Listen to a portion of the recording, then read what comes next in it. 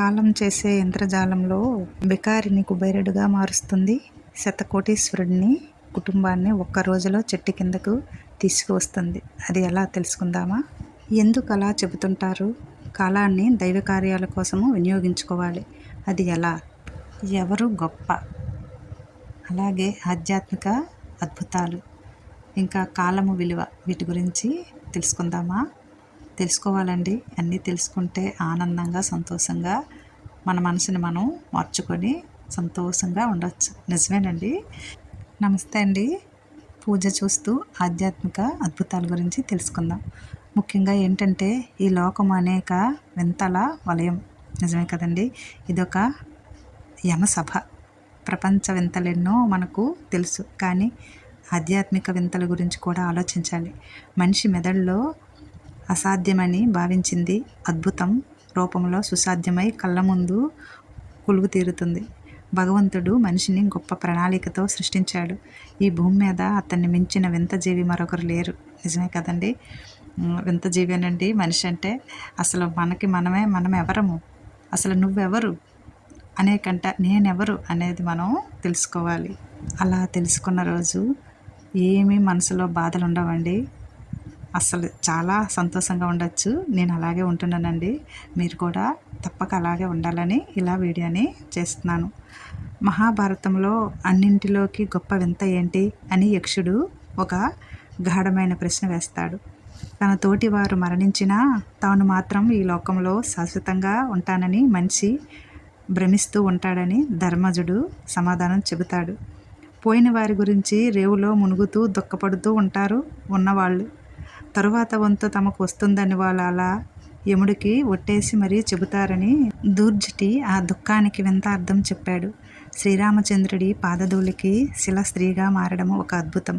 సముద్రం మీద సేతువు గడితే రాళ్ళు నీటి మీద తేలడం మరో గొప్ప అద్భుతం. ఇంకా రామనామస్మరణతో సద్గతులు గెలవడం ఈ అద్భుతాలకెల్లా పెద్ద అద్భుతం అంటారు దాశరథి శతకంలో శ్రీరామదాసు. భక్తులు వింత వింత కోరికలు చిట్టాను దేవుడికి ముందు ఉంచుతారని అన్నమయ్య ఓ కీర్తనలో గానం చేస్తాడు. కంసుడి నుంచి కృష్ణుడు కాపాడడానికి పసిబిడ్డను తీసుకొని నది దాటుతూ ఉంటాడు వసుదేవుడు. అప్పుడు యమున తన నీటిని తగ్గించుకొని వసుదేవుడికి దారిస్తుంది. ఇది భగవంతుడు తన క్షేమం కోసము తాను సృజించుకున్న అద్భుతమైన మార్గము. నిజమే కదండి. ఇంకా గీతాచార్యుడు దైవిక శక్తిని తేటతెల్లం చేస్తాడు విభూతి యోగంలో. అది ఎలా అంటే అర్జునుడిలో భక్తిని పెంచడానికి తన మహిమలను అద్భుతాలుగా ప్రకటించి మన చుట్టూ ఆవరించి ఉన్న ప్రకృతిలో ఎన్నెన్నో వింతలు ఉంటాయి. వాటిని గమనిస్తూ ఉన్నప్పుడు అతీత శక్తులలో కూడా ఇంత అద్భుత సామర్థ్యము ఉండదేమో అనిపిస్తుంది. భగవంతుడు సృష్టించిన వింత జీవులు ప్రకృతికి తమ వంతు ప్రకాశాన్ని, విజ్ఞానాన్ని అందిస్తూ ఉంటాయి. ఆ అద్భుతాలను పరికిస్తున్నప్పుడు ఆ దైవం మనకు మళ్ళీ సరికొత్త నేత్రాలు ప్రసాదించాడేమో అనే ఆలోచన రాక మానదు. ప్రకృతిని ఎవరు దోచుకునే సాహసం చేయకూడదు. అది భగవానుడు మన కోసం ఏర్పాటు చేసిన పరమాద్భుతం సొత్తని గుర్తించుకోవాలని గీతాచార్యులు చెబుతారు. చివరిగా అన్ని వింతలలో కాలం చేసే ఇంద్రజాలము ఎవరికి ఓ పట్టాన అర్థం కాదని చెప్తారండి. అందుకోసమే వర్తమానంలో ఉన్న ఈ గడియలనే అద్భుత క్షణాలుగా భావించాలి. స్వార్థం లేని పవిత్ర ప్రేమతో ఆధ్యాత్మిక దిశగా అడుగులు వేయాలండి. ఇదండి ఆధ్యాత్మిక అద్భుతాలు. ఇలా ఉంటాయి. మరి ఇంకో విషయం తెలుసుకుందామా? ఎవరు గొప్ప? నన్ను మించిన వారెవరూ లేరు అనే అహంభావం వల్ల మనుషుల మధ్య గొడవలు జరగడం సహజమే. కానీ మునులు, మహాపురుషులు, దేవతలు సైతము వాటి ప్రభావంలో పడి తరువాత పశ్చాత్తాపం చెందడము ఆశ్చర్యపరుస్తుంది. అయితే పరమేశ్వరుడి డమరుకము నుంచి సంగీతం ఆవిర్భవిస్తుంది. శ్రవణ సుభగమైన ఆ సంగీత కళను లోకానికి అందించి పునీతనం చేయాలని మహేశ్వరుడు సంకల్పించుకున్నారు. అదే సమయంలో తుంబురుడు, నారదుడు పరమేశ్వరుడి దర్శనార్థం వచ్చారు. ఆ సంగీత విద్యను తమకు నేర్పించాలని అర్థించారు. అర్ధనారీశ్వరుడు అంగీకరించాడు. తుంబురుడు సంగీతము నేర్చుకుని దేవలోకంలో ప్రచారం సాగించాడు. నారదుడు భూలోకంలో సంచారం చేస్తూ సంగీత కళను పరివ్యాప్తము చేయగలిగారు. అయితే కొంతకాలము గడిచింది. కాకతీయంగా వారిద్దరూ ఓసారి కలిశారు. సంగీతంలో నేను నిష్ఠాతుణ్ణి, అంటే నేను గొప్పవాణ్ణి అని వాదోపవాదాలు మొదలయ్యాయి. తీర్పు కోసము సరస్వతీదేవి దగ్గరికి వెళ్ళారు. ఇద్దరు ప్రవీణులే అంటూ తప్పించుకుందామే. శివుడి చెంతకు వెళ్ళి తమ కలహాన్ని తీర్చమని కోరారు. శివుడు నొప్పింపక తానొవ్వక తప్పించుకున్నాడు. అప్పుడిక పార్వతీదేవిని ఆశ్రయించారు. మీరు ఆంజనేయుణ్ణి అడగండి, ఆయన గొప్ప సంగీత విద్వన్మణి అని సలహా ఇచ్చిందామె.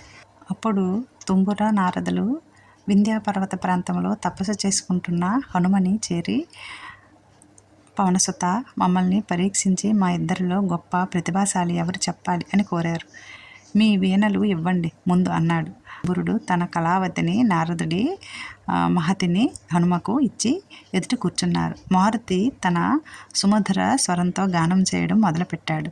తుంబుర నారదులు ఆ మధుర మనోహర ఆలాపనను వింటూ పరవశులైపోయారు. తన అపూర్వ గానమాధుర్యానికి అక్కడ కొండరాళ్ళన్నీ కరిగి నీరై ప్రవహిస్తుంటే హనుమ హఠాత్తుగా గానం ఆపేసి చేతిలోని 2 వీణలను ప్రవాహంలోనికి విసిరేశారు. గానము ఆగిపోగానే ఆ నీళ్ళన్నీ రాళ్ళుగా మారాయి. తుంబర నారదులు అవాక్కయ్యారు. అయ్యో, మా వీణలేవి అని వాపోయారు. అప్పుడు హనుమ, మీరిద్దరూ ఈ సంగీతంలో రాళ్లను నీళ్లుగా మార్చి వీణలు తీసుకుని పోవచ్చు అన్నాడు హనుమంతుడు. తుంబురుడు గానం చేశాడు. రాళ్ళు రాళ్ళగానే ఉన్నాయి. తెల్లమొహం వేసి పాడటం మానేశాడు. నారదుడు స్వరం సవరించాడు. రాళ్లలో మార్పు లేదు. మళ్ళీ హనుమ గానం చేసి రాళ్లను నీళ్లుగా మార్చి వీణలు బయటికి తీసి వారికిచ్చాడు. ఏ విద్యలోనైనా అహంకారం పనికిరాదు. గర్వం పతనానికి నాంది. నిజానికి మీరిద్దరూ సమానులే. మీ విధులను మీరు నిర్వర్తించండి అన్నాడు. హనుమకు నమస్కరించి తుంబర నారదులు తమ వీణలతో తిరిగి ముఖం పెట్టారు.